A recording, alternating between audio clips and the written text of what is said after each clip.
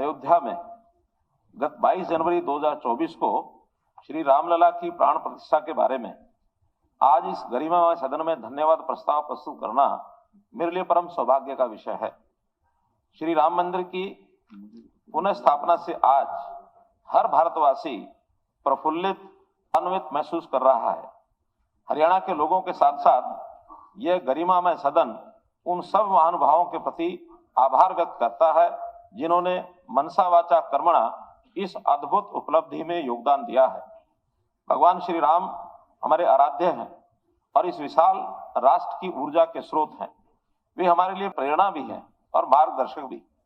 ये सदन महसूस करता है कि उनकी चर्चा करने भर से हमें श्री राम द्वारा स्थापित जन सेवा के उन उच्च आदर्शों का स्मरण हो जाता है जो आज हमारे लोकतंत्र को महान शक्ति प्रदान करते हैं।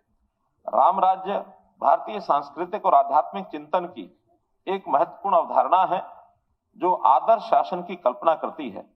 राम राज्य का आदर्श एक ऐसे समाज की कल्पना करता है जहां न्याय, समानता, भाईचारा और खुशहाली है। भारतीय संस्कृति में राम राज्य की अवधारणा न केवल एक राजनीतिक या सामाजिक आदर्श के रूप में मानी जाती है, बल्कि यह आध्यात्मिक और नैतिक मूल्यों की भी प्रतिष्ठा करती है। दैहिक दैविक भौतिक तापा राम राज नहीं काहू व्यापा, सब नर करही परस्पर प्रीति, चलहि स्वधर्म निर्त श्रुति नीति।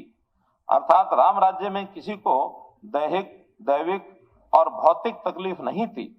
सब मनुष्य परस्पर प्रेम करते थे और वेदों में बताई हुई नीति अर्थात मर्यादा में तत्पर रहकर अपने अपने धर्म का पालन करते थे।